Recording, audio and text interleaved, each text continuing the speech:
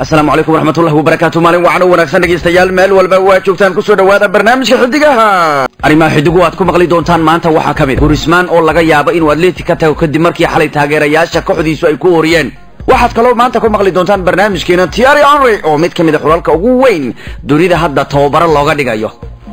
maxuu sidaan ka yiri in Barcelona kooxdiisa 10 dhibcood ay ka sareyso iyo rajadooda horyaalka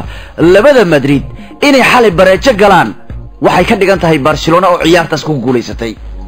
arrimaha kale xidigu aad ku maqli doontaan waxa kamid ah taariikhdu maxay ka tiri koox 10 dhibcood laga sareeyo in horyaal la liig ay ku guuleysan karto. maanta yana waan faahfaahin doonaa rajada Real ay ku aadan koobka kan iyo hadii ay dhacday in 10 dhibcood laga soo laabtay ama in ku dhow laga soo laabtay horyaal la qaado yaa sidaas sameeyay.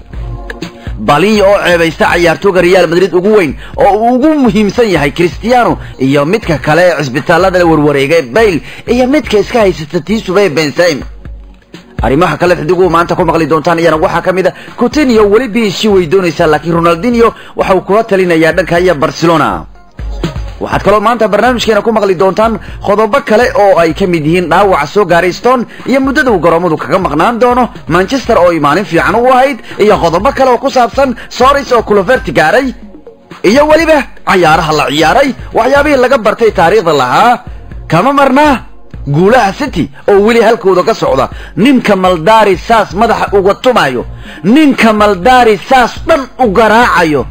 cidna maar u meeri karto iska dhaaf Leicester xitaa iyo sidoo kaleba Talyaanigii Milan iskaba dhaaf kuwaas maara looma bahaye ilaaha saas u galay maxaan ka bedeli karnaa laakiin derby Rome yaa ku guuleystay. mida Antonio Griezmann ayaa isaguna taageerayaashu xalay ay ku oriyeen waxana Antonio Griezmann la leeyahay waxay tan soo dadajin kartaa inuu isaga tago kooxda kubadda cagta ee Atletico Madrid isaga oo ma ku jirin xilli ciyaareedkiisa ugu fiicnaa ayaa haddana waxa soo baxaya ciyaartooygu kan in xalay taageerayaashu ay ku oriyeen waxay Atletico ka dhigan tahay baa leeyahay in ninka kanu aanu ku farxi doonin wixii xalay meesha ka dhacay. haddaba tababaraha kooxda Madrid Zinedine Zidane ayaa isaguna wali qaba in Madrid ay dagaalami doonto oo ay soo afjari doonto farqiga 10 dhibcood ee laga sareeyo. Zidane oo la hadlaya wargeyska caanka ee kamida kuwa ka baxay Spain kadib barbari ay xalay galeen waxay taa ka dhigan tahay in 10 dhibcood laga sareynayo kuwa kan. Zidane oo hadlaya wuxuu yiri waxaan sameyn karnaa inaan ka soo yareyno sida farqigu hadda yahay. waxaan aaminsanahay in Barcelona ay lumin doonto dhibco waa inaan sii wadnaa shaqadeena taasi waa waxa dhici doona. farqiga marka uu yahay 10 dhibcood waa wax aad u badan laakiin Real Madrid waxay sameyn kartaa wax walba ayuu leeyahay Zidane. macallinka Faransiisku wuxuu hadalkiisa ku daray ma ahan kaliya arintu dhibco laakiin sidoo kale waxaanu ciyaarnay kulankan si wanaagsan baan u ciyaarnay waana inaan helno wax inta ka sii wanaagsan marka igu yartahay waxa dhiman dhibco fara badan wali horyaalku waa mid fog ayuu leeyahay ninka kan.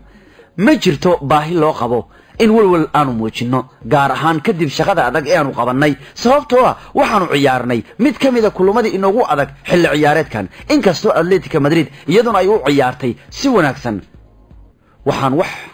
ka bedeli doonaa sida uu hadda xaalku yahay. waxa suuragal ah inaysan u dhicin sidaan wax u doonayso shakhsi ahaan laakiin waxa wala inuu isbedel imaan doona ayuu leeyahay. ay shalay kooxda kubadda cagta Spurs Arsenal wala shalaya Arsenal shalay wax kale iska dhaaf ya maqaarkoodana waa garaaceen inkastoo Tottenham iyadoo ay garaacday hadda saguushu gaaris bay gaartay. hadda Wenger muxuu ka leeyahay ciyaartii shalay ee kooxdiisa guuleysteen iyo bandhigii quruxda badnaa ay ciyaartooygu sameeyeen mar kale ay muujiyeen ka go'naashadooda. anigu marnaba su'aal maan gelin sida ay go'an tahayba ana wiilashaydu mar walba waan ku kalsoon ayuu leeyahay oo mar kale ayayna shalay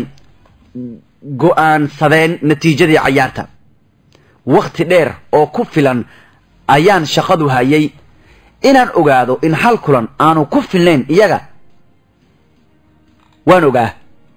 isagoo ka hadlayay Sanchez iyo Ozil oo kooxdu laga yaabo inay ka tagaan shalayna si fiican u ciyaari wuxuu yiri tayada heshiisku waa in ay noo noqoto mid fiican oo iyagu ku filan miyay kaliya tahay tayada qandaraaska maya qayb ay ka tahay waxa uu dhami waa in ay wax sax noqdaan. baryahan ba meel madax degsi Man City dhaama lama hayo maqaar inta u doonay hadii lagu yiraahdo baryahan City u doono sida daacadda marka laga hadlo maqaar sharaftiisa yaala maqaar sharaftiisa yaala iska celin karta mala nin maqaar wada kamaldaari nin saas madax ugu salsalaaxayo oo madaxa ugu garaacayo kamaldaari marta inaad meel saartid madaxa ka tun si ugu tumay farimku gamays managa gamays ina tisaal raba ma nin banoonigaas la aariyay madaxa ka salsalaaxi karin seen gabarteeda ku siisana aniga ma banooni la aariyay nin wax ka tari waayay nin banooni la aariyay aqliyeysan kari waayay aqli banoonigaas la aariyay aqli ku dheeli waayay dibruun baryahan faraha ka qaad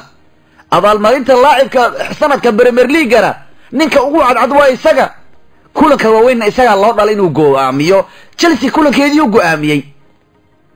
waxa kale uu go'aamiyay kii Arsenal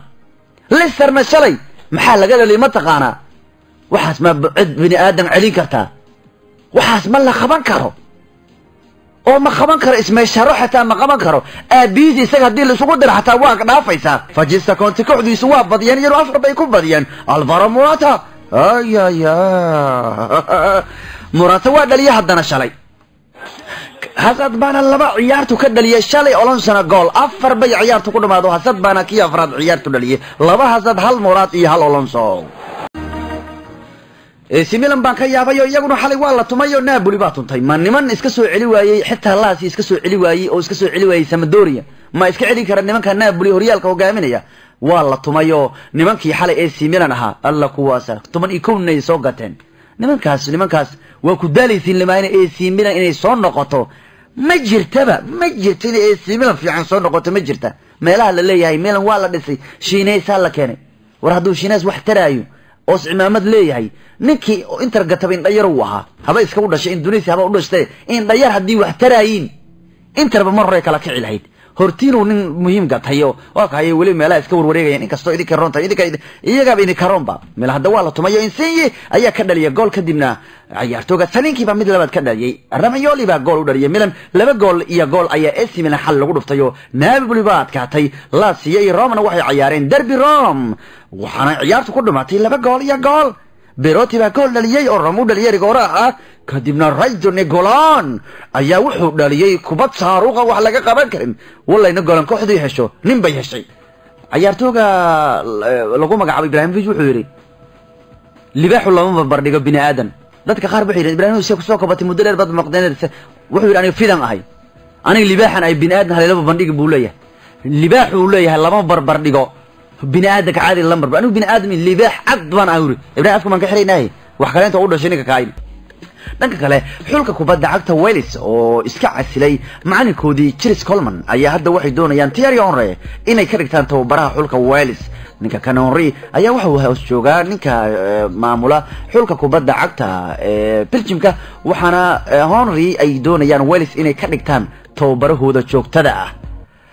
hadda wuxuu la shaqeeyaa Roberto Martinez oo ah macalinka hogaamiye xulka kubadda cagta Belgium dalab ayaa u soo dhacaya Leon Henry oo Wales waxay ku fikirayaan Thierry Henry hariyagii hore Arsenal inay ka dhigaan macalinkooda cusub ee xulka Wales iyo barnaamijkeena xidigu maanta waa naga inta nabadgelyo